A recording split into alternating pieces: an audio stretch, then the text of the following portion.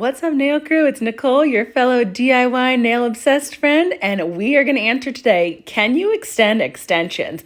Let's jump right in. So I want to try and see if we could extend the builder gel extensions that I already have on my nails. I'm going to e-file off the top of the current color, which is a light pink from OG Dip Powder. It's a builder gel, and then I'm going to extend it with a clear builder gel. I wanted to see how this would work, basically like extending an extension, because sometimes you have your extension going, you have your builder gel or whatever extensions you're wearing, and you just want to make it just a little bit longer. So I was doing these extensions actually for some Lady Gaga inspired nails I did for when I went to her concert. So the first thing you're going to want to do is you're going to want to take off the top layer and e-file down some of the bulk of your builder gel. You want to do this because if you're adding on other layers and doing an extension, you do not want the builder gel to be super thick when you're adding that next layer on. So you kind of treat it as if you were doing a fill as well. Whenever I do a fill, I like to take some of the bulk off of my nails for builder gel, and this way it just helps me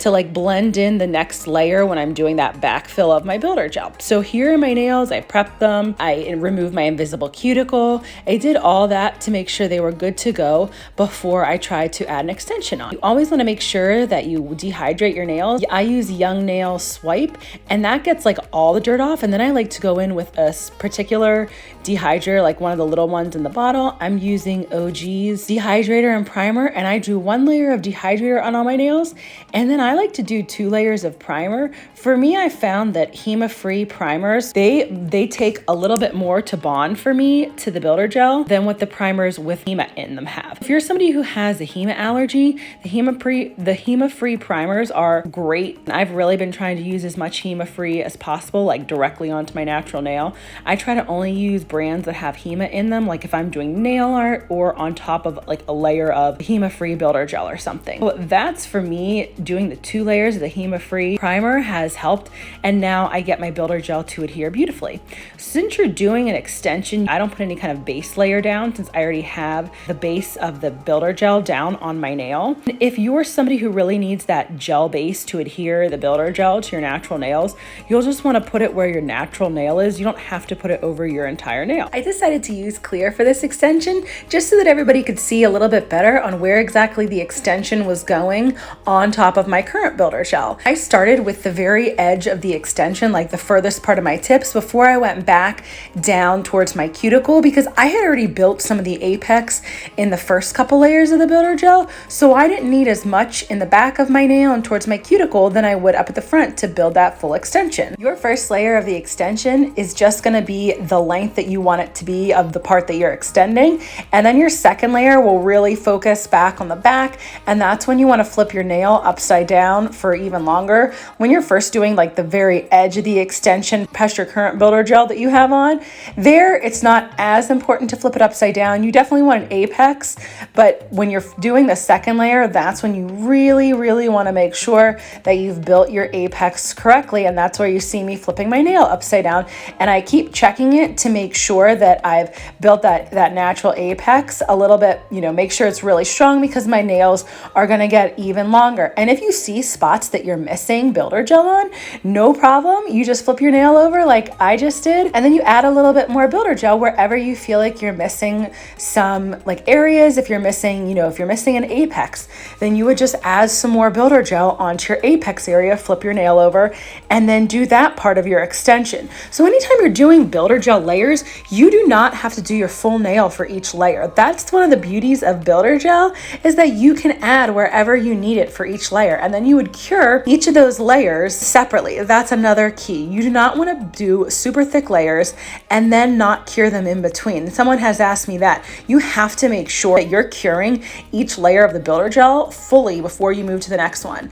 I flash cure each nail before moving to the next nail, and then I fully cure the four fingers at the end once I've flash cured each of them.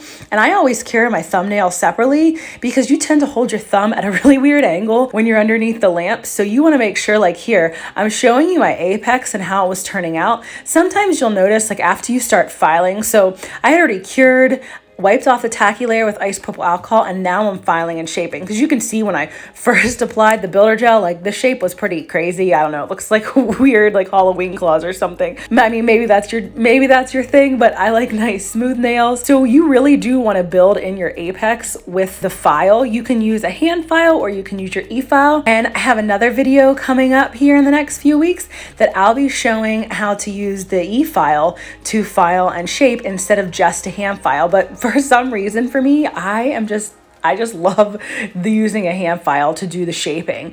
It allows me the best control possible to get that apex, and that's what you want on your nails. You want to build in the apex with your builder gel, especially if you're somebody who's going to use another nail product over top of it. So whether you're going to dip over it, whether you're going to use gel over it, you need that apex to be nice and strong with your builder gel or whatever extension you're using. Then I like to, once I've like filed and shaped and I think I've buffed enough, I like to go around and make sure all the edges are sealed. So I use 2 different bits to do it. I use a cuticle bit that was the kind of rounded skinny bit that you just saw me use, and I'll link all of my bits in the description boxes. Actually, all of the things that I use in every one of my tutorials and videos, they're always linked in my description box because I want to make sure that everybody has access to everything that I use, and then you can ask me any questions you need too. Once I go around with the cuticle bit, then I go around with the Pana Extra Fine Barrel bit just to make sure the edges are nice and smooth after they've been sealed in and I didn't miss anything with the little cuticle bit, and my nails will be ready for application. If you found this tutorial helpful, don't forget to like and subscribe, and check out this next tutorial I have on how to apply gel polish over builder gel nails. Thanks for joining me today, nail crew.